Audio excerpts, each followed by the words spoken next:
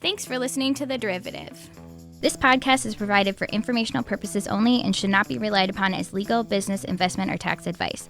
All opinions expressed by podcast participants are solely their own opinions and do not necessarily reflect the opinions of RCM Alternatives, their affiliates, or companies featured.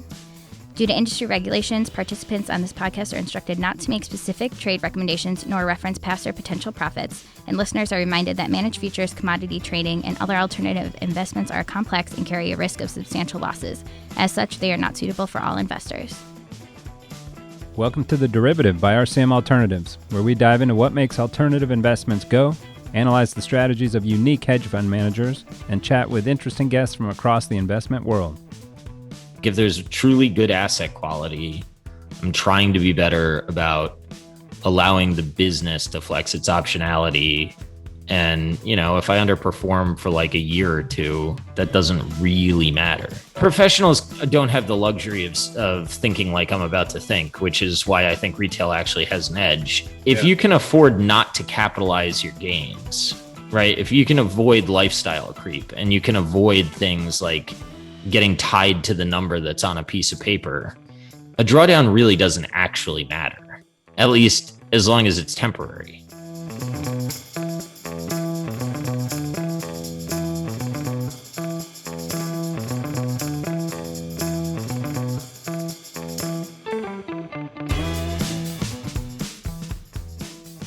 We've got the brewmaster himself on the pod today, Bill Brewster of the up-and-coming Business Brew pod, where Bill talks with all sorts of super intelligent investors and other interesting folks, holding his own more often than not, which shows you just how deep his knowledge runs. He's self-taught in the game of investing and brings a rather unique view to those of us who think in more of a macro derivatives option pricing way all day, actually caring what these companies do and what their financials look like. How novel. So welcome, Bill. How's it going?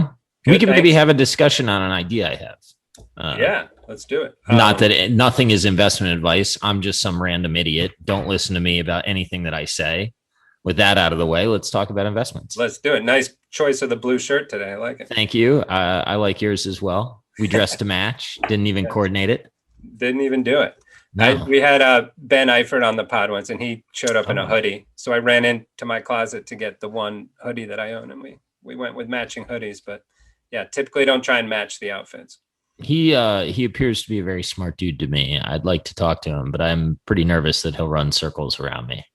No, he's very he can go that deep in an instant, but he can also stay very surface level, which is great. Yeah, get him on. He's great.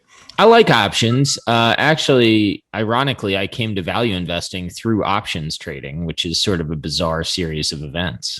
But I had gotten interested in law school in finance and got introduced to the guys at Thinkorswim, Tom Sosnoff and that gang.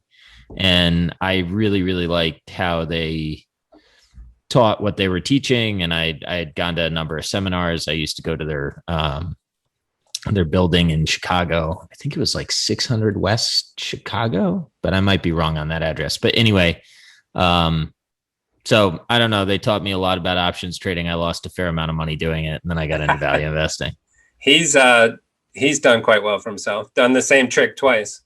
Right? Yeah. Actually, I think I'm going to talk to him, all things. If it goes well, I'm going to talk to him on my pod in about a month or so. Nice. I got him on our list as well. But yeah, he sold Thinkorswim and then TastyTrade, right? They just had some news that came out. I don't know if it's a acquisition or a merger, but yes, I like how they go to market. It's a smart strategy. Definitely. And so you mentioned Chicago. You were just up here for a while, June, July. So you have some Chicago roots. No doubt. I spent 16 years there, went to Loyola University School of Law and met my wife, had 3 kids. So I've got a lot of good memories there. Raged a lot, grew up a lot. Lived on the North Shore for about 2 years, and then the pandemic hit. And now I'm in Florida. So you were here right up till the pandemic. Yeah, I sort of knew that. Well, I didn't know anything, but in April of 2020, I had a strong. I guess how I framed it to my wife is I said, we're either going to be locked down and stuck in our house during the winter with 3 small kids, and that could permanently impair our family. or I don't think that the schools will be open in Illinois, which I was wrong on, but I had a higher degree of confidence that Florida would have schools open. So I wanted my kids in school. So we moved, and we liked it down here. So here we are. Right. Or you were going to be one of the last 7 people that owe the 60 billion in pension liabilities. Yeah, so yeah, my wife grew up there. And I didn't think that there would ever be a pain point big enough to make her leave, but the pandemic sort of created a catalyst. Nice. So you got a little income tax arbitrage there too. Yeah, it was nice because last year I played a special situation, and a fair amount of the dividends paid out after we moved, which was a good thing. Perfect. Yeah, my kids go up to school right up by Loyola, Sacred Heart. Oh yeah. So up there all the time. It's a little too far, but that's how it works. Yeah. And then you in the city? Yeah, I'm right near in kind of Wrigleyville, Roscoe Village. Yeah, we were in Lincoln Park for a bit, and then my first real estate purchase was I such an idiot. I thought that Clybourne and Division basically is where I bought. Yeah. So when I bought, there were still like 4 towers up at Cabrini Green, and the place I bought was super cool because we had this panoramic view of the city. But I just swung and missed when I could have spent less money and gotten Morehouse and Fulton Market, and what a mistake that was. What we do, the kids do baseball practice right at that field, right next to those condos there. Yeah. And I can't remember what it's called, Stanton Field or something. I'm like telling other parents, I'm like, there's probably at least 50 people that have been killed in this like 200-foot radius here in the last 50 years that we're standing in. Yeah, that was not a great neighborhood back in the day. I kind of thought it was inevitable that it would turn over, but then the Cabrini turned into that Target, and I don't know. I just missed. It's still a little turnover. Well, Chicago real estate's not known for a lot of great things, right? I always see these charts. We're always right in the middle. We're never the highest. We're never the lowest. Right in the middle. Yeah. Which suits some people weird. And so a JD at Loyola. Yep. Yeah. So you've broken my streak of engineers turned investment managers on the pod here. So I kind of knew law wasn't my thing by the end of the first year. But then you're like pot committed, sunken cost fallacy, and all that stuff. So right. So did you ever practice or no?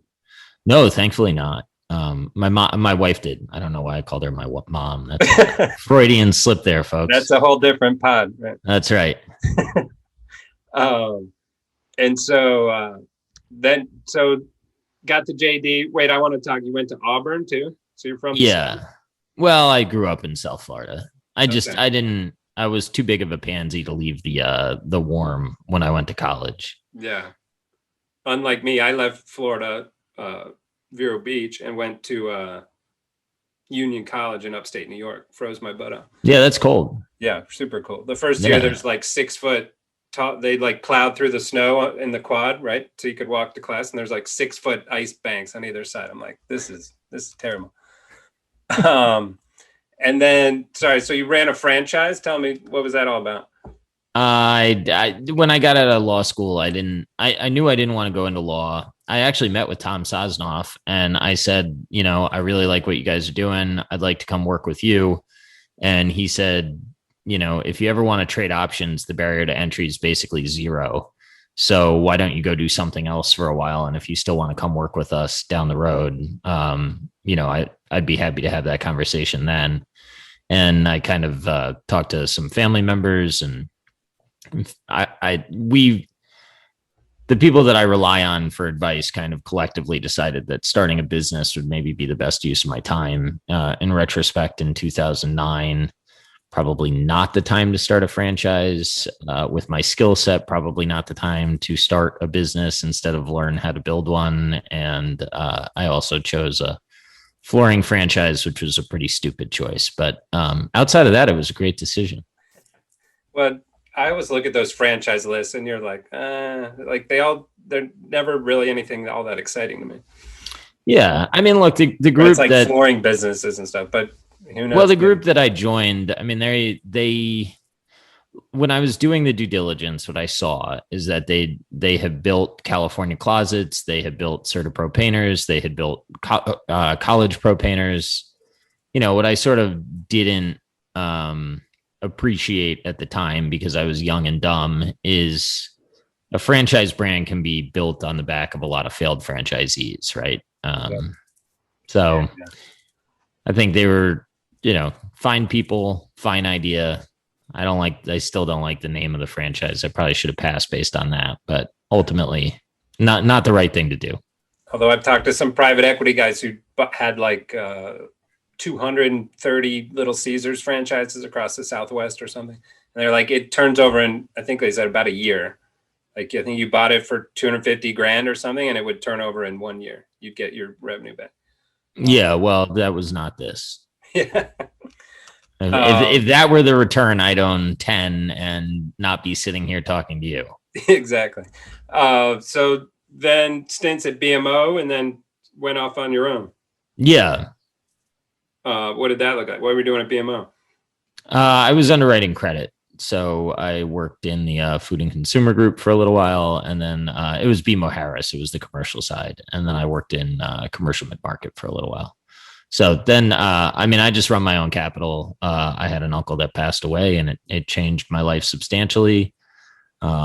Figured I probably have to figure out how to run capital in a way that I could hold through a period when everybody else was puking it, because I thought that was the biggest risk to my life was, 2009 happens again and I get scared and sell out at the bottom. That would cost me much more than I'd ever earn at the bank. So my decision process was basically figure out how to run capital. And the worst case scenario is I have to go work for a community bank down the road. And that's not so bad. And I don't really care. And I took the plunge, and so far it's going well. All right. My brother-in-law runs commercial banking for PNC down in Florida. So if you ever need to get back in there, I got a name for you. You know what? I kind of miss it. I miss the clients, at least like when BMO would allow me to talk to them. That was part of the reason that I left, but I digress. It was, I wouldn't mind hearing their optimism and whatnot.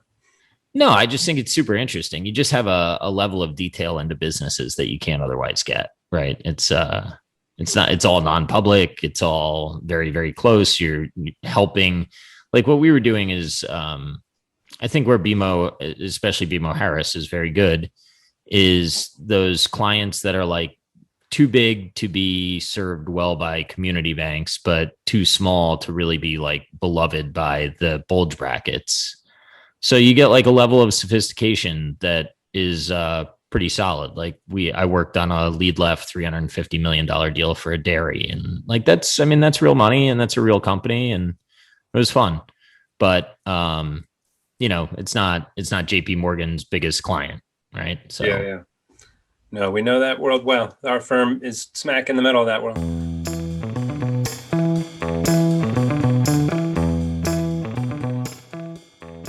So now let's dig into your investment philosophy, how you view the world. You're interviewing all these great investors on how they approach the markets, but let's flip the script and ask you how you approach the markets. Yeah. It's very Buffett-y, I guess, in that I look for things that I think I understand, and I wait until they get cheap, and then I try to buy them. And I guess that where I've maybe morphed a little bit from when I came into the game. So I've been doing this roughly for 5 years, and I think I've known what I've been doing for about 2.5. And I guess that like I passed the CFA. I'm a CFA charter holder or whatever, and that's nice. And I read these books to give me the philosophy, and that's all nice.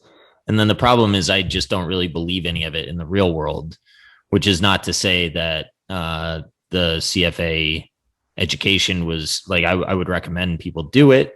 I would recommend that people read the theoretical books, but at the end of the day, like it doesn't, to me, I don't care if there's some obscure micro cap that should be valued higher but the market's forgotten about it. I think a much more important question is, why the hell is the market going to remember it?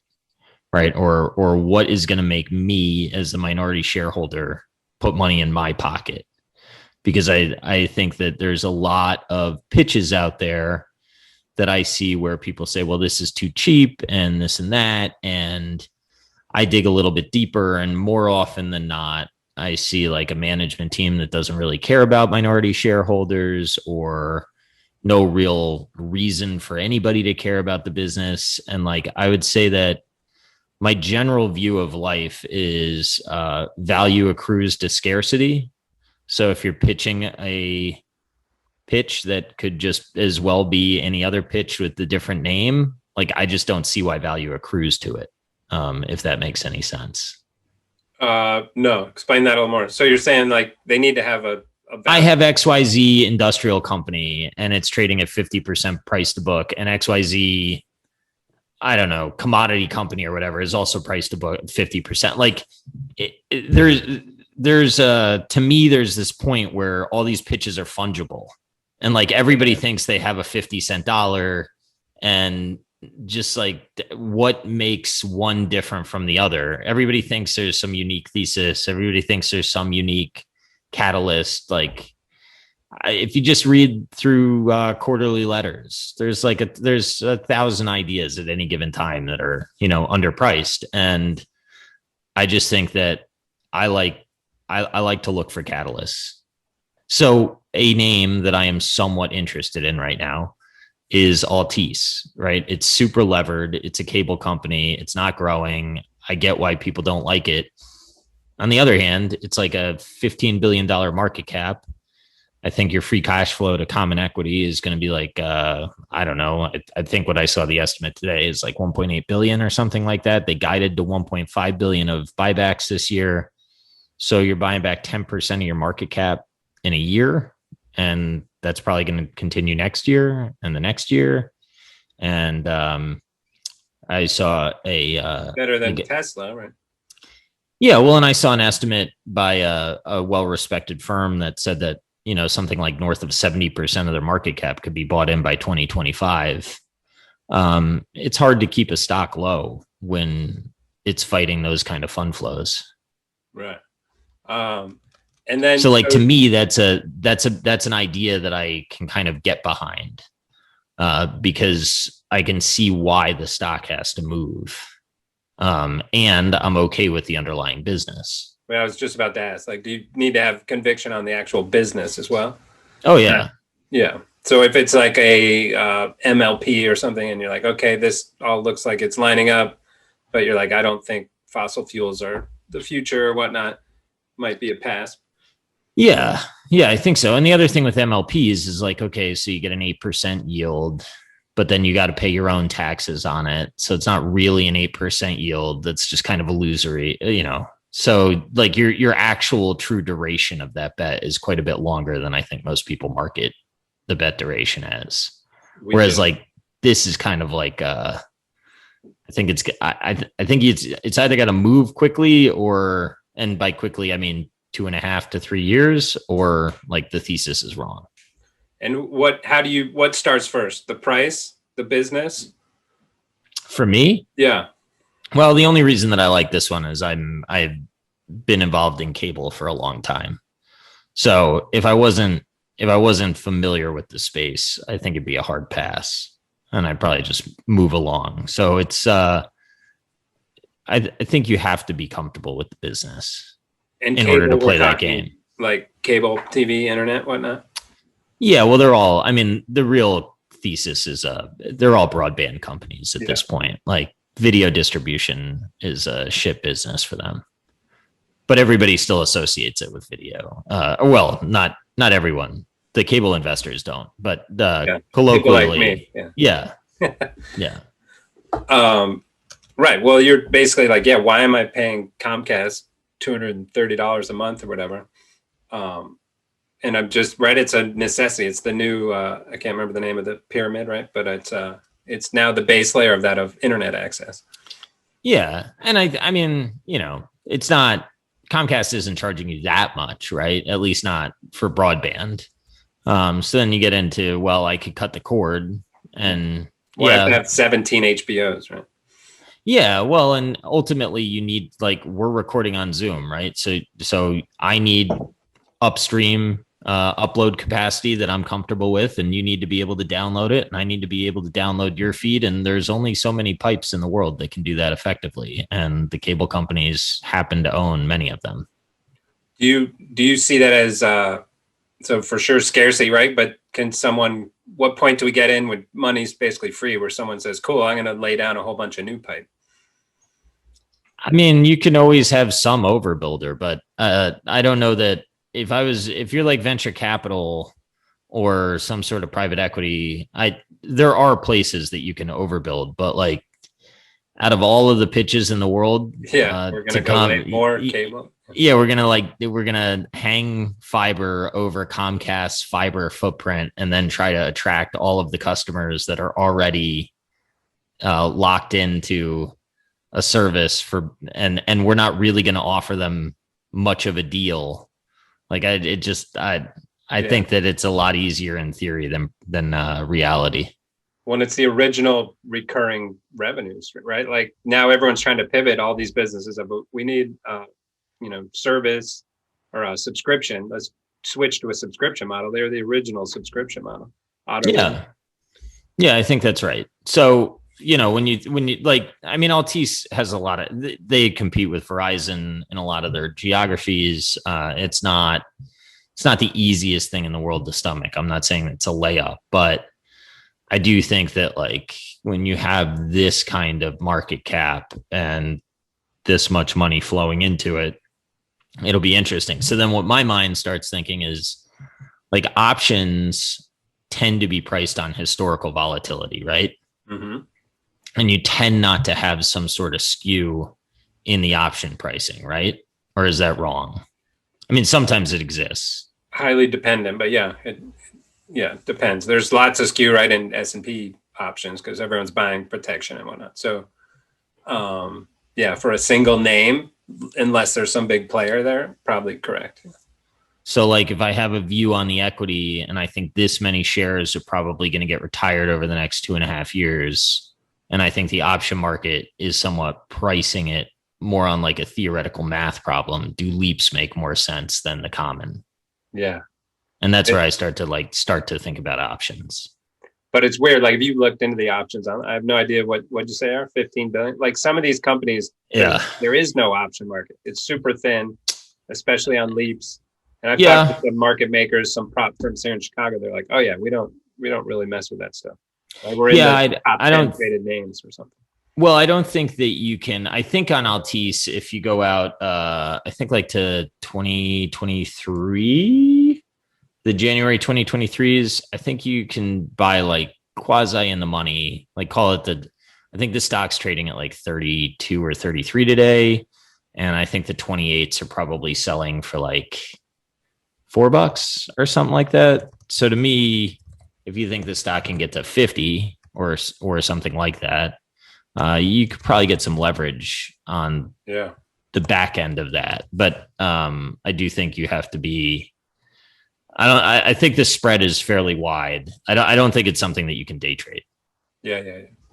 And so, what's your target? It's in your Twitter profile, but I forget. So, what's your target market cap? Oh, I just said it on the Twitter machine. I said I like the idea of $500 million to $10 billion. Mostly because I think that those are businesses that you can actually hold for a while, and they can actually grow out of the market cap that they have. Some of these bigger businesses that Disney's one that I own. I've owned it for a little while now, not like a ton of time, but I guess I probably bought it at like a $200 billion market cap. Now it's like 330. It's harder to compound off of 330 billion than it is off lower numbers, right? Well, unless you're Apple or Amazon, right? Like those always blow my mind. Like and even Microsoft, I think, is up like 80% or something on a 1 trillion to 2 trillion, like that. Yeah, for sure. And I guess that the one of the things that that I would say to people that are like thinking about that game is, you know, if you say, well, Microsoft could do it, you know, there's only one Microsoft, right? Yeah. Yeah. I just pulled up the options chain. So it looks like Altice is at 33.96, and today the 2023 27 strike expiring January 20th is, it looks like the midpoint's like $10. So what, your break even is 37. Yeah, I don't know. I got to work the risk reward on that. But how do you think about talking about these big companies, right? If we're in a new world where, I've heard you say on your pod, software is eating the world, right? If we're in a new world where that creates a scenario where the big get bigger, right? The Microsofts, the Googles, they dominate because they can purchase these companies and kind of push out the competition. Right? Is there a problem for small companies to exist in that world? Right? If we assume bigger will always be, you know, bigger begets bigger, does that equal smaller will beget smaller? Well, I don't know that I'd assume bigger begets bigger in perpetuity. I mean, I don't have a strong view on that. Like, I made money in QVC last year. Like, I'm looking for random ideas. I don't have any of these like grand thoughts that require a Mensa degree. I'm just trying to do things I understand.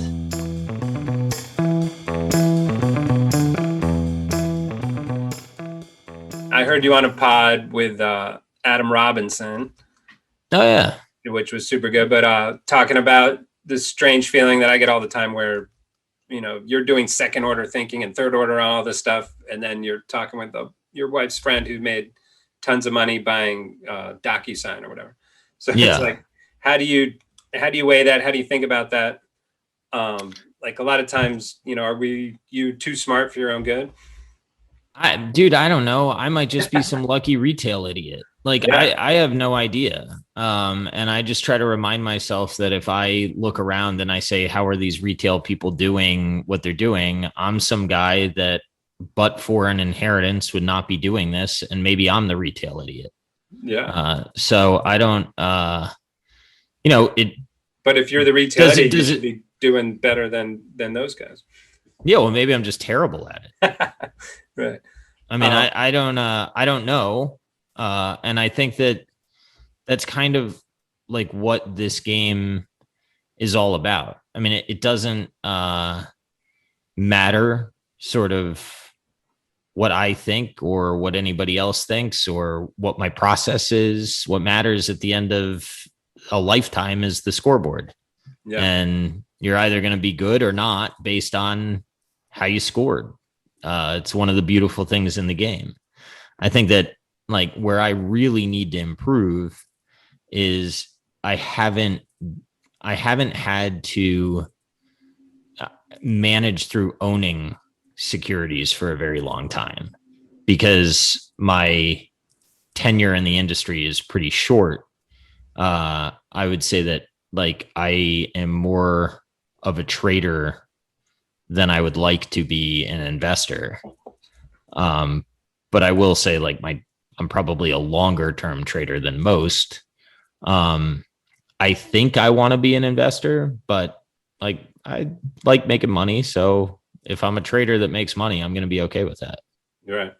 That's the old trading pit saying, nobody ever got broke taking a profit. Here's what I would say back to that person, though. Yeah, I've always argued that myself. Yeah, well, like the way the equity math works is if you let things run, like, you know, that's how you really have big wins, is by letting things run. So I'm trying to improve on that and being able to be uncomfortable with things a little bit stretched in valuation if the business is like, so going back to Disney, I think that valuation demands execution. It was concerning to me, without spoiling Loki for anybody. I think that when I watch, no, I'm not going to spoil it. I wouldn't do that to people. But when I watched the end, I was like, okay, now I understand, you know, whether or not the market is smart enough to project that or not. Like, I don't know. Right. But I can see how they opened up just like this wide reinvestment runway, for lack of a better term, that I would not have had built into some model. And if I was a precision seller, I would have sold. And I think that there's a strong probability that selling would have been the wrong decision. So I'm just kind of like, if there's truly good asset quality, I'm trying to be better about allowing the business to flex its optionality. And, if I underperform for like a year or two, that doesn't really matter. I guess where I'm kind of at with it is I made 60% on Disney in under a year. So if I underperform for 2 years, like, don't I kind of deserve that? Yeah. Right. Like, your average stock should not return that all the time, but to then sell it and pay taxes and then recycle it into an idea that I don't understand as well seems like a fool's errand to me. And you have 3 young kids. You probably got Disney blaring in the house all day, every day. It's mostly me, man. They're on YouTube. I'm addicted to Marvel. Disney Plus was brilliant, right? Like, they just came in there and boom. I don't know what that subscriber count is up to now, but I don't know. I bought it when it was at like 55 million or something. But I mean, ultimately, I think that I think that, like, with that particular offering, when you just think about how many characters they can A/B test and how they can figure out how the audience is engaging with different characters, and then you figure out, well, what could they do with the parks and how can they build out different rides? And it's like, I don't know. Have you heard Scott Galloway? You ever listen to him? I do. I've listened to Scott less recently than I have in the past. He got a little political for my liking, but I do like his takes. He's a smart guy. Yeah. So on Disney, he's like, this is the ultimate rundle, I think he calls it, right? Of like, now say, hey, if you have Disney Plus, you get free upgrades on the cruise ship and you get into the park earlier, and right. So they can tie it back to the physical world. Yeah. Way more so than anyone else can. Except Amazon, probably. Well, it's like the old map that Walt Disney built, and now you can kind of insert Disney Plus like right in the middle of that map. If anybody looks at it, it's how like all of the things feed within each other. Yeah, and you're like they had some alligator in Loki. Like, the entire purpose of that stupid alligator is to sell merch, and I'm gonna buy it. And so you're more of a Marvel guy than a Star Wars guy? Yeah, I don't want to say like yes, because I am under researched on Star Wars. That's probably the best way that I could say it. My kid loves Star Wars. He's sort of like watching it alone. I would like to watch it with him, but I don't know, at school they like read some Star Wars books, and now he's like spoiling the whole thing for me. So I'm kind of letting him do his own thing. I'll send you our infographics, which one of them's on my wall back here. Okay, I like that. Yeah, the Star Wars Fan's Guide to Investing. Yeah. So I feel like in what I do, like, Buffett is kind of Yoda. And then like the trader in me is closer to Darth. But maybe a young Anakin. You're struggling between the light and the dark there. Yeah, that's right. Yeah, I think that's right. And I'd like to err towards being on the Force over the long term, but I mean, Yoda had an 800-year lifespan though, so he a drawdown. He's unworried about any drawdowns. Yeah, he can compound over 800 years. That's pretty good. Well, I guess like the thing about drawdowns that is like how do I want to say this? What's your audience? Do they tend to be professionals? All over the map, investors, professionals, but yeah, you say it however you want to say it. Yeah, well, professionals don't have the luxury of thinking like I'm about to think, which is why I think retail actually has an edge. If you can afford not to capitalize your gains, right? If you can avoid lifestyle creep and you can avoid things like getting tied to the number that's on a piece of paper, a drawdown really doesn't actually matter, at least as long as it's temporary. You're right, as long as it comes back. And the way that I think about drawdowns is like, okay, well, if I take a drawdown in a scenario where the world takes a drawdown, I don't lose relative wealth. If I, like fuck up on a specific idea, then I will. but I'm always concerned with whether like how I'm performing rather relative to the water level, as opposed to whether or not I have a certain number on paper. Like I don't really actually care about that very much. What do you mean relative to the overall market? Well, relative to overall wealth, Got right? it. Because I'm trying to accumulate wealth over time. So I define that as spending power. Right. So the flip to all that, right, is like if you'd bought Citigroup in '07 and or even during the drawdown, right, and it was at 600 or something. Now it's at 60. It's been at 60 for 10 years. So it's like the drawdowns don't matter unless, we're stating the obvious, but that's the issue, right? Of like, how do you cut that risk before it just goes down and never comes back? Well, like I think what my answer would be is you have to watch the businesses, right? So to me, there's a couple risks in Disney, right, which I've been talking about. So there's the risk that the business gets less strong, and then there's the risk that the valuation multiple declines. I think that people that come from the world that I sort of like worship over index the concerns on multiples. And some are clearly going to be like, oh, well, this is a late cycle comment. Like that's easy to say at the top of a cycle. But I think a lot of this multiple expansion has been driven by underlying business strength that people have just been really surprised by. Now, whether or not people are extrapolating that too far and whether or not, that will continue in perpetuity is sort of a different debate.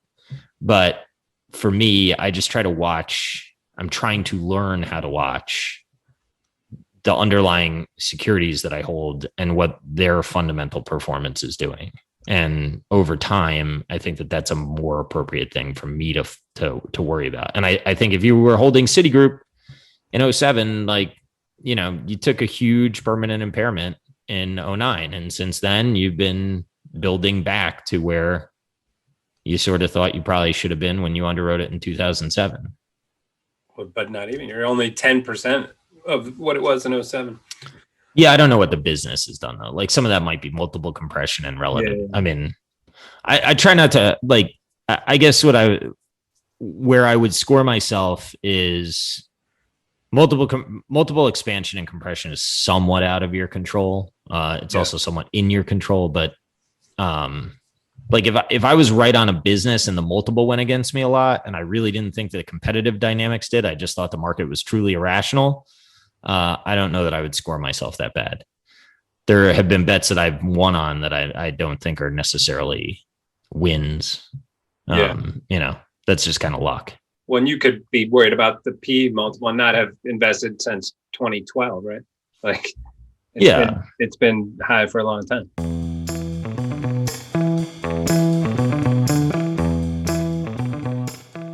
So you mentioned Buffett. You're a Buffett lover, I assume, from your pods and hearing you and kind of your policy. I am. And Charlie, I heard you named your son Warren. I did. That's true. Yeah. So I think that would fanboyish. Yeah, that would probably put me in the Buffett lover camp. So what do you think? What do you say to those who think he's just been around a long time and gotten lucky in a few places and his stock picking's not all that great? Well, they're idiots. Okay. I mean, he's a monster. He's the best. Do I think that I think his strategy should change now that the size of the entity is so long. And people have been asking him for this for almost a decade. I think that there's a very reasonable argument to be made that Berkshire should be run like a levered S&P fund with the excess cash that it generates. Yeah. I think the buyback that he's implemented over the past 12 months somewhat mitigates that concern because he's eating his own entity. So on a per share basis, it's kind of a faster grower than otherwise it may look from the top line. But I mean, look, I think that if I was going to take a shot at his record, I would say over the past 10 years, he's struggled to keep up with performance of the S&P, and he required the bet on Apple in order to do that. So if you believe in replicable processes and if you believe in base rates, what's the probability that he's going to find another Apple, which is now the biggest company in the world and has been probably the best performing stock since he bought it? I think it's hard to argue that you can bank on finding that over and over and over again. So if that's the case, maybe the strategy should shift. But like, make no mistake, if you make him young, you give him his current brain, even make that brain age like most people's brains, I think he waxes all of us with a smaller pool of capital with enough time. Yeah, he's a genius. Based on what? On just his picking of the companies or his overall skill? Like, to me, his greatest move was basically selling options, selling gamma, selling skew by the insurance business. Right, he's got all those liabilities, but he's taking in those premiums and reinvesting them into long call options on the other businesses. So to me, that's a bigger piece of his success than the actual companies he's picking. Yeah, well, I don't deny that that's part of the success, but a lot of people blow up selling premium. Yeah. Well, so he never has, and he's bought the right call options. A lot of people buy calls that expire worthless. So, I don't care what you reduce it down to. You get him in any type of financial game, I think he outplays the field. He's a savant.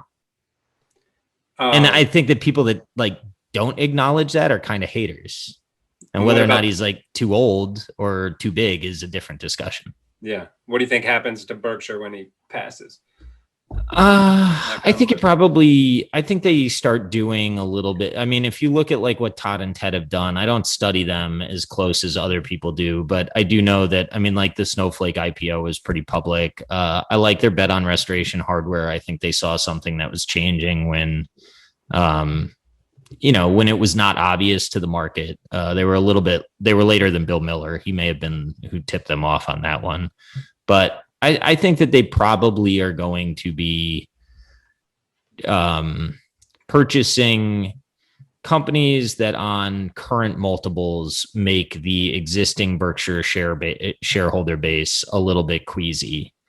If that shareholder base gets queasy and sells the stock, I'm excited to buy it from them. Yeah. And have you been out to the meeting? You've been out to Omaha?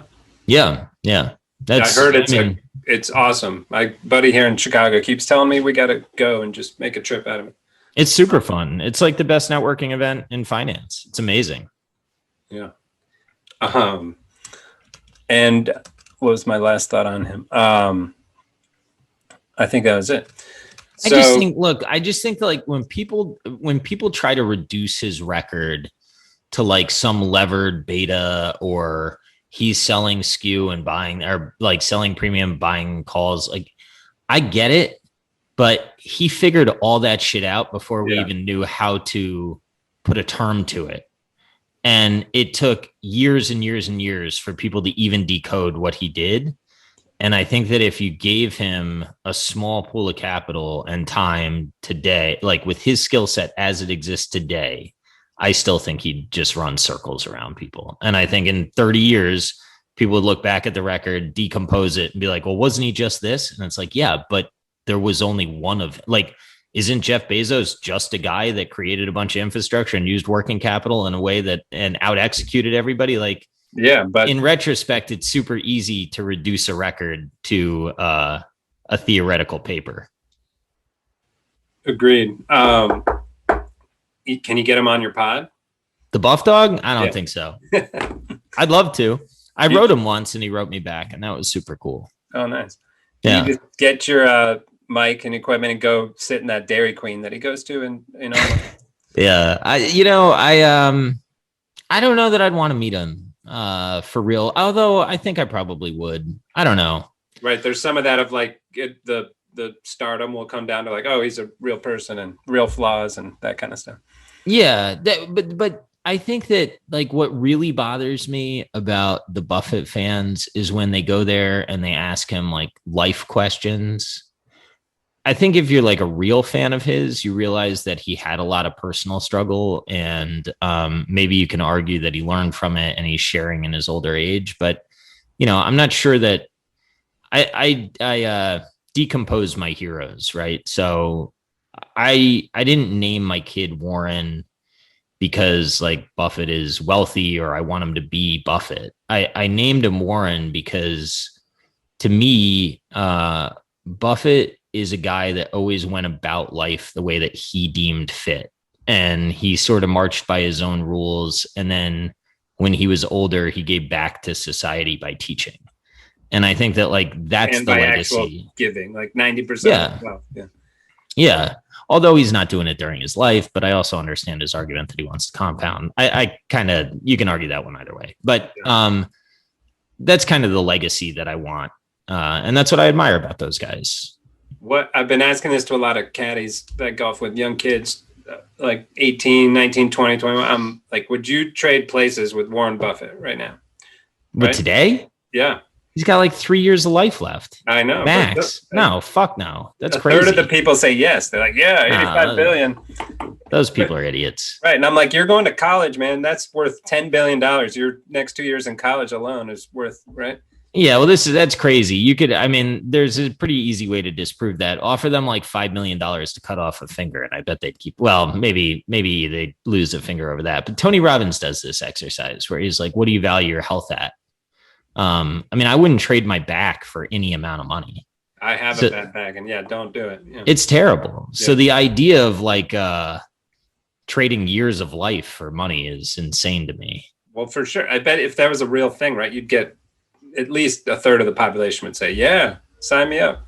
Yeah. I mean, it also depends on what you can leave your heirs and how desperate your situation is. I get all that, but no way. If you said to me, like, you can have $1 billion and be 60 versus like currently your situation, then it kind of becomes a harder equation because at 60, you can have like pretty good years of life ahead of you, but 90, no way. Yeah. I agree. But it's a fun question. People are like, Well, I think that's an interesting topic to kind of like riff off of because that's like, to me, that's a clear cognitive problem based on some sort of internal like greed or insecurity about money. Because I think if you're rational about like how much of your life you're trading for he doesn't even have the good years left. Yeah. Like, it's not as if, you're some 23-year-old that's going to go out to clubs and find all these hot people and like really live it up. Like, what are you going to do when you're that old? And there's right over even 500 million, like who really cares, right? It's not like, it doesn't matter because it's 85 billion. I'm willing to go to 85 years old. Well, what are you going to do? You're going to go to the Turks and Caicos. So a bunch of young people look at you like you're like, you can't even enjoy the money at that point. You're just like flying around in a plane. That doesn't matter. I agree.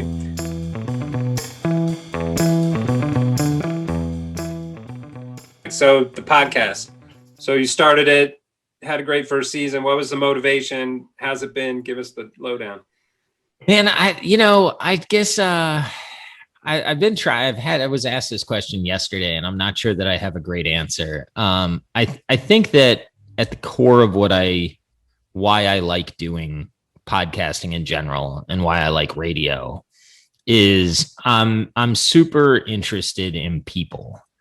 And I really, really love investing. I like talking to people about volatility trading. I like talking to people about equities. I like talking to people about credit. Like, I just like how people think about betting. And I hadn't seen a lot of podcasts that came into my ear that, sort of like addressed finance. To me, became like a packaged product. And it kind of pissed me off. And I was like, all right, well, can I make this what I would want to listen to? Right. It's the old Tim Ferriss, like make content for an audience of one. Yeah. And the other thing is, frankly, if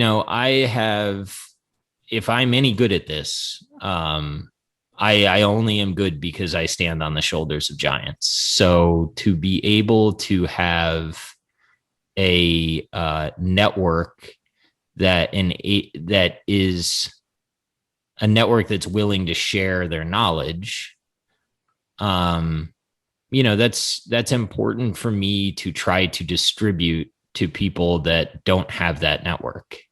And I think that like is a very real service that comes out of people sharing their minds, I am going to do everything that I can to not turn it into people's promotional material, because that's what really pisses me off about finance.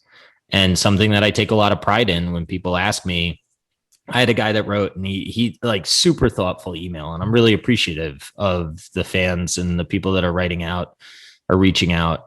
But you know, like he said, I wish you should have more guests that people know about. And part of the reason that I hadn't found you is you have a lot of guests that nobody knows about. I like that. I don't want to be the, you know, I no disrespect to like Bill Nygren or any of these guys, right? But if they have CNBC, they don't need me. Yeah, exactly. And you know, like Greenblatt is a guy that I'd give anything to interview, but the interview that I would want to give Greenblatt, I don't know that he wants to give. Yeah, and like I had Jim Rogers, and it was that he was like going to all the same talking points that he does on CNBC, and I'm like, come on, give me something new, and it didn't happen, but it's still fun. Yeah, and like I think so too, but I don't know, I would be conflicted about airing that, only because I mean I would do it, right, but I'd be like, shit, like that's you know kind of what I'm running from. So we'll see. And I don't, you know, I'm sure if your retention numbers are anything like some of the podcasts that I've seen and mine, people may or may not be listening now. They probably churned off. But no, they go pretty far through. They got to get to the end to hear who your favorite Star Wars character is. There you go. I get some. I'd like to do Marvel if that's okay. Yeah. But I get into life a little bit on the podcast too. And for those that may or may not know, like my family suffered a tragedy last year. My cousin-in-law was the Robin Hood trader that took his own life. And I just think that there's a lot of mental issues that go along with trading and managing money. There's a lot of psychological things that people need to really be not, I don't want to say on top of necessarily, but aware of, and how that stuff can influence you. And I think there's a lot of failures that are forgotten when people sort of tell their own story. And I don't expect people to come on the podcast and just emote and talk about failure all the time. But if they're willing to go there, there was one guy, Moses Kagan. He's a great guy. And he was talking about building his business and how it basically cost him his marriage, you know, and to be able to have somebody be that open and then have a conversation about what it was like to, you know, get through that. Right. And people might look at him now and they say, oh boy, you're this GP at this huge real estate fund and you must have everything. It's like, well, that dude gave a lot too. Yeah. It's the iceberg fallacy, right? You see the success above the water and there's a huge baggage underneath. That's right. I've got him on our list too. Oh yeah. Moses is awesome. Yeah. Yeah. I think you like that. He's a cool dude. And sorry about your cousin. I had forgotten about that till just now. I remember you put it. What do you? I don't know if hold Robinhood to blame for that is the right terminology, but do you think they're over gamifying it and it's an issue? Yeah, I do. You know, I've sort of said my piece on them in a number of different formats, and I think that what I add to what I have said in the past is they had a choice whether or not they were going to fight my family and try to prove causation and at a minimum create a fair amount of pain in the trial. I think we had a very strong case, and I don't think that people really wanted to see me or my family on the stand. So I think it was a good idea to settle, but it's not something that they had to do. And then they did it. And I'm appreciative that out of a very shitty situation, some moderate amount of less shitty occurred. And I respect how they handled settling the case. And, you know, to the extent that what they put out in the shareholder letter after that week that we were at war, you know, to the extent that that's implemented, the world can be a little bit better for it. But the amount of trading of options and crypto within retail and specifically on that platform, I'm not going to say that it doesn't concern me. I think it's something that we should all be a little concerned about. My buddy's a high school teacher in Michigan. During the GameStop thing, he texts me. He's like, I got a student in my office crying, basically like on suicide protection because he bought these GameStop calls. He lost all his money. Right? He's like a 18-year-old. He's in high school. Yeah. And they have no idea what they're doing, and they're getting into this stuff. Well, I think like, for the specific situation that impacted my life, according to the complaint, I never saw anything. Like I never read the emails myself, but my cousin-in-law got a capital call and then he responded and he needed help and nobody responded. And like, that's not okay. Right. But they do say that they've fixed it, and I don't trade on the platform. So my war with them is sort of over, and I hope that other people police them because it's not my fight to keep. And have you seen, we're getting way off script here, but the teenage girls suicide rates are like through the roof. But to me, it's all this gamification of TikTok and Facebook and everything, right? And we're just in this financial world in this example, but they're right. The same thing as a capital call is if someone called her fat or something on some platform. Yeah. Her friends are making fun of her and she takes her own life. So it's like, it's a bigger problem to me across, not just on Robinhood, but across all these platforms. Yeah, I think they're separate issues, but I agree, generally speaking, that the interaction of social. I mean, I had to take a break, really from the podcast, but also just kind of like to decompress after last year. And part of getting the podcast launched was I really felt like I had to push it, and by pushing it, I was on Twitter a lot. And I felt the need to respond to different fans as much as possible. And, before I know it, I'm like waking up every 2.5 hours and checking my phone. I was like a crackhead. Yeah. And that was dopamine hit. Yeah. And that was scary a little bit to be like, what happened to me? And when did it happen? And how did it happen? So I'm still on Twitter a little too much, but I think it's a little healthier now, the way that I'm treating it. But it's what most junkies would tell you. Yeah. Well, I go to Twitter Anonymous one day. I don't use the notifications, so that helps. Yeah, I couldn't imagine. I mean, I'm not trying to be like, I have so many followers, but I have 29,000 followers now. If I had notifications on, it'd just be like constant barrage. Ding, ding, ding.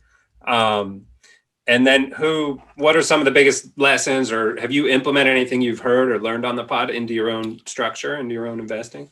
Yeah, well, I think that there've been a couple things that I think I used to believe that I don't believe anymore. One of the most nefarious things I think most sort of like typical value investors can think is like, oh, you don't need to model. I mean, that's crazy to me in retrospect. I think you can buy certain things without modeling, especially, in a time like March of 2020, you can kind of throw a dart at the right time and win.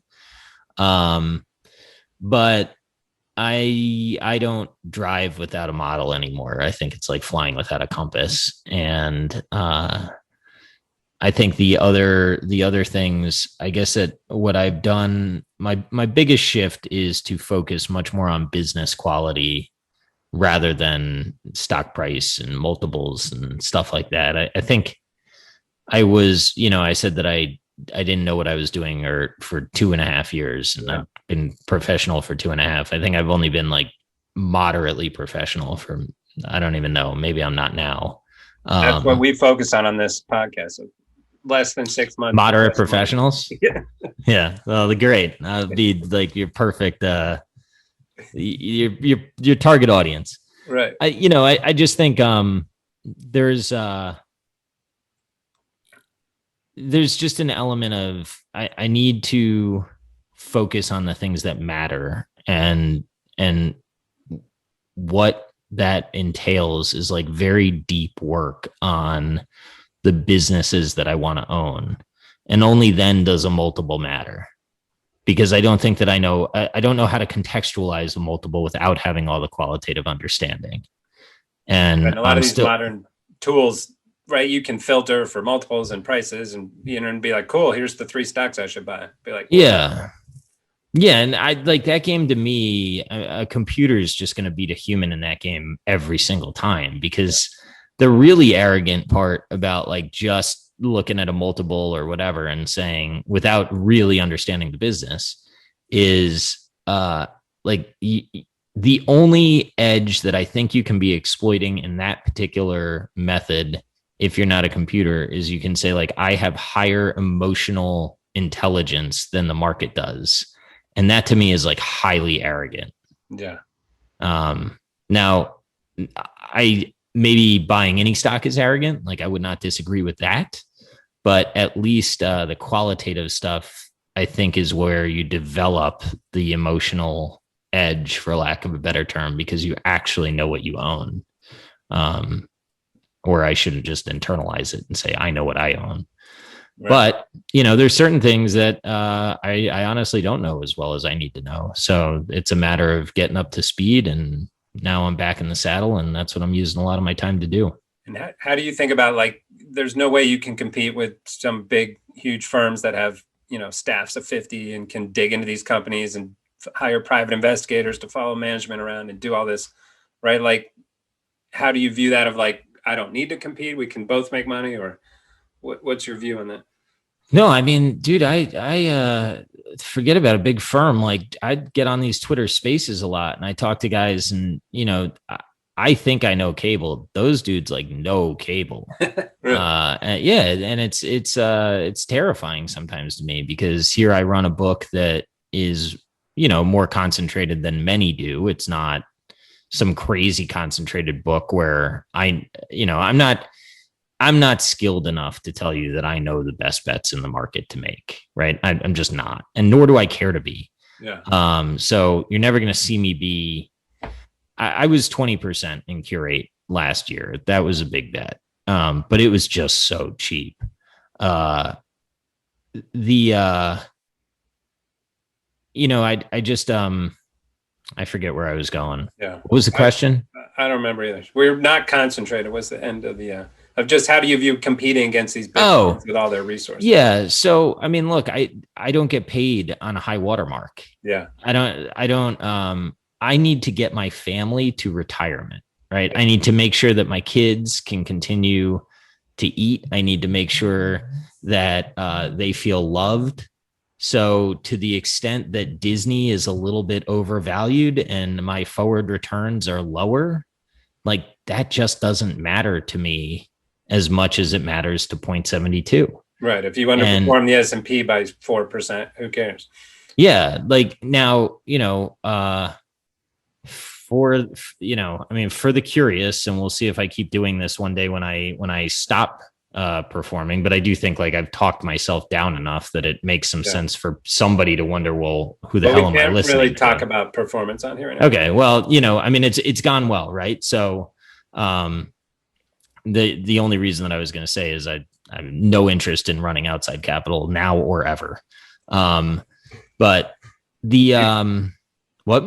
I'm sure if you've been getting those questions, like, can you run my capital? You get some of those? No, it's just people are kind of like, what's your end game, right? Because I got this podcast, and what I want to use the podcast to do is elevate the people around me. And if you're like, well, what does he get out of that? Selfishly, eventually sponsorship, and I find myself in the idea flow. Yeah. So it's kind of a satisfies the intellectual curiosity, like. Yeah, like I don't really want to park my money in the S&P and just kind of go away and eat bonbons and whatever. And I wish that I could tell you that I'm some guy that like wants to give back to society in every way, shape, and form. But what I really am is a guy that just wants to cut up about investments all the time. And if I can figure out a way to distribute quality education to an audience, like that's where I get fulfillment from. Love it. Who are the three of your anyone who hasn't heard your pod, 3 episodes they should definitely go listen to? Well, Arnold Vandenberg's number one. That guy talked about life in a way that I think everyone should listen to that episode. Adam Robinson, I have mad love for. He's a great guy. Man, you're making me choose about my children. Right. I was just panicking in my head, like, don't ask that back to me. I don't know. I don't know. We'll leave it at two, and I'll ask choose you the rest. Yeah. Yeah, we'll leave it at two and ask you for 2 or 3 people you'd love to have on. The Buff Dog and Charlie Munger. I'll tell you. Here's what I'll say about my guest list. I am really.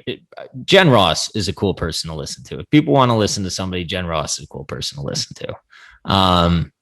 I really appreciate that people came on and took a chance with me and that they were willing to just talk. And I think that all of the guests are super unique in their own way. And the type of people that are saying yes to this show are the type of people that I want to continue to talk to.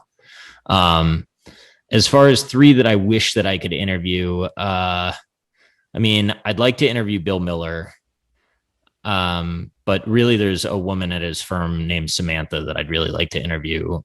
Because if I can get a peek into how they think and also highlight a woman, that would mean like a lot to me. I want to highlight more women. Yeah. So that's goal 1. And as far as like investing styles, I'd probably want to interview somebody like David Gardner, if not David Gardner. And then I don't know. There's got to be somebody else there that's cool in vol world, like Chris Cole or somebody like that. I think it would be super cool. Ben Eifert, there you go. Yeah, I have been written down on my little guest list that I need to reach out to. Yeah, he's great. So is Chris. Chris is coming on here in September-ish.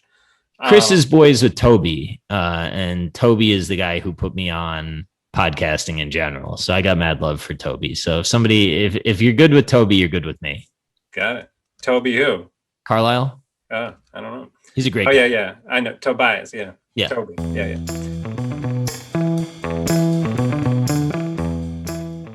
All right, moving on. Favorites.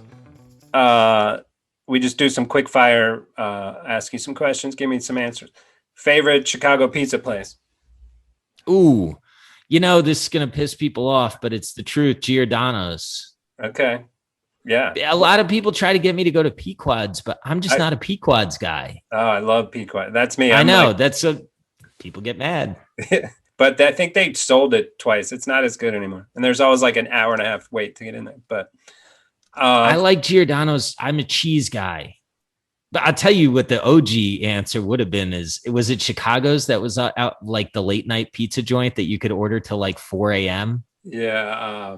Yeah, I know what you're talking about. When I lived in Wrigleyville, we'd like order once a week and then we'd all pass out before they got there and they'd continue to bring us pizza the next week. I love those people.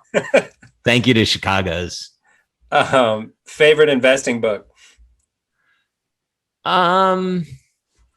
You know what? I use it the most. It's not directly an investing book, but it's Psychology or Influence, the Psychology of Persuasion by Robert Cialdini.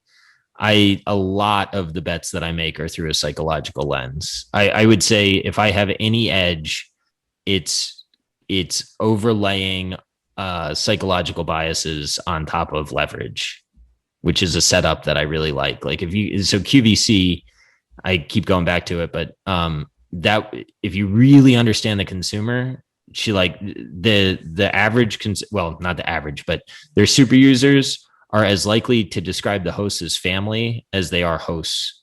And if you have that kind of a connection plus a whole lot of leverage, I think you have a scenario when it gets cheap enough that you can make a lot of money.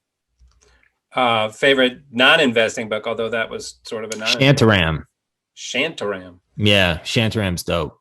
I don't know it. Yeah, check that out. What's the genre? It's really, really long. It's about life and love and drug dealing and gun running and India. All right. I thought you had me falling asleep and drug running and no, it's a really cool book. I think the guy claims that it's like loosely based on a true story. I suspect it's much more loosely than based on, but Brad Pitt, I believe, owns the rights to the movie, and that book is sick. All right. Putting it on the list. Favorite Auburn football player all time? I got to go with Cam Newton. We paid him and he paid off. Did you pay him as that came out? Oh, that's what people say. That's the game. Supposedly some of these guys now are making already millions of dollars on their Instagram and stuff. Some of these college athletes. Yeah. Imagine Cam back in the day would have printed it. Yes, he would have. Favorite movie? I hear you talking movies quite a bit on the pod. I don't. I mean, That's such a tough question. No, I'm just gonna say Zoolander because it's if you go by just sheer volume of watches, it would be that. Growing up, we watched Friday a lot. I mean, obviously, I think a movie that I really didn't appreciate until I was quite a bit older is Forrest Gump. I don't think that I saw the whole thing until I was like 24. And then I was like, oh my God, this is amazing. Yeah. And then Top Gun's awesome. That's like I've heard you mention Top Gun. We have a blog post on Top Gun as stocks first futures or something. I'll send it to you. Yeah? Yeah. Right. I think stocks are Maverick and like alternatives are Iceman, right? Stocks are volatile and going over there. Iceman's just systematic, going to kill you. And lastly, usually as favorite Star Wars character, but I'll modify it for you in favorite Marvel character. I mean, the problem with Star Wars is I just don't know that much, right? Yeah. So I'd go with like Obi-Wan or something like that. Yeah. But in the Marvel, in MCU, I'm going to go with Thor.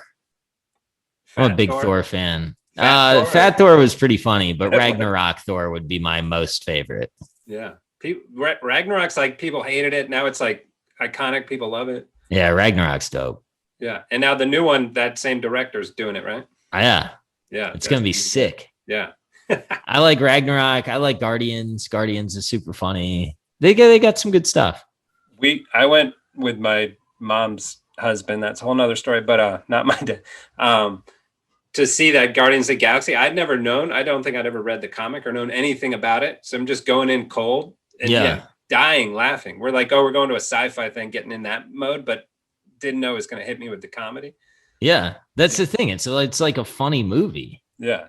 So I got to ask you something now. Why is alternative? Why are alternative strategies Iceman, where equities are Maverick? Explain that to me.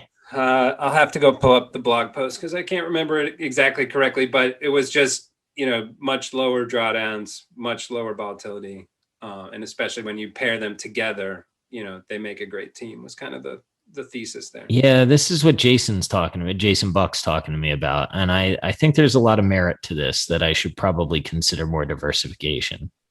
Yeah, for sure. Right. Like it's amazing to me you can do it with just stocks. Like I'm a terrible stock picker. I've hung it up long ago. So it's amazing to me always just to meet someone who's like has that skill set and can pick those out. Well, I want to be very clear. I don't know that I do. Yeah. And it's really not like false modesty or something. I have constant imposter syndrome. Well, so, or if you read Taleb, right? Like, hey, you could be great for 17 years and it was still all just fooled by randomness, right? It was all like how the Plinko game worked out and you came out on the right side. But if you played it 17 times over again, you might come out on the wrong side. Yeah. And to be perfectly candid, I don't really trust people that have over like people that don't distrust their record a little. I don't trust those people. Yeah, and that happens in the hedge fund space all the time. Like, no, what do you mean? I run this hedge fund and I have 100% of my liquid assets also in my hedge. Yeah, like, which is okay. It's great. I love the conviction, but like, what if you're wrong? Like, protect your family, protect all this other stuff. Yeah. I think that's right. And I think that the other thing that getting to a level of comfort is different than keeping the level of comfort. And I had a really weird 2020 where, it just kind of some things worked and it was odd to have the success that I had and it wasn't in SaaS, right? It was like in some of these beaten up companies that worked out. And now, it's closer to, boy, do I really want to take this risk? Or is there a smarter way to smooth out things and get more diversified? And those are the conversations that Jason has started to push me to. And I think those are probably much more worthwhile conversations than, which stock is the perfect stock to pick. Yeah. Well, if you want to like expand your mind and worry about like the government collapsing or dysphagia or whatever, some of his $10 words, he's the guy, right? He'd be like, well, yeah. What if this fails? What if the banking system? Like, well, at some point I'm like, well, what if an asteroid falls on my house? Like there's only something I can do, but. Yeah. And I think, I do think like there's an element of some of these hypotheticals, who really cares? Yeah. Right. And he's just above bunker level though, right? Like, so it's like you could go full weird and be in a bunker, but Yep. he's highly functioning. That like, no, I don't want to live in a bunker. I want to live in my life and not worry about my investments. So how do I have the bunker mentality without being in a bunker, basically? Yeah. The one that I like is when people want to protect against the end of the world. And it's like, so you're going to be what, the king when everybody else is in despair? You better figure out how to train yourself to defend yourself. Yeah. And that's the gold bar thesis. People that I know that want physical gold, I mean, I get it. And I'm not disparaging of that, but I can tell you, Bill Brewster walking down the street with a sack of gold gets his ass kicked. And then the other guy owns the gold. Yeah. So like, what do I even own? That's another blog post I'll send you when North Korea had the bomb or whatever, all that jazz. And it was like Pascal's wager of selling vol in a nuclear attack. It was basically like, go ahead and sell it. Cause if no one's going to collect anyway. Right. Yeah. Cause if it happens, we're all dead. Right. Yeah. There's no counterparties to pay. Exactly. Cool. Well, thanks so much for your time. This was fun. Thank you for having me. Yeah, thanks for being here. The Derivative is brought to you by CME Group. CME Group is the world's leading and most diverse futures and options exchange. For more information and educational resources about futures and options, visit cmegroup.com. You've been listening to The Derivative. Links from this episode will be in the episode description of this channel. Follow us on Twitter at RCMAlts and visit our website to read our blog or subscribe to our newsletter at rcmalts.com. If you liked our show, introduce a friend and show them how to subscribe. And be sure to leave comments. We'd love to hear from you.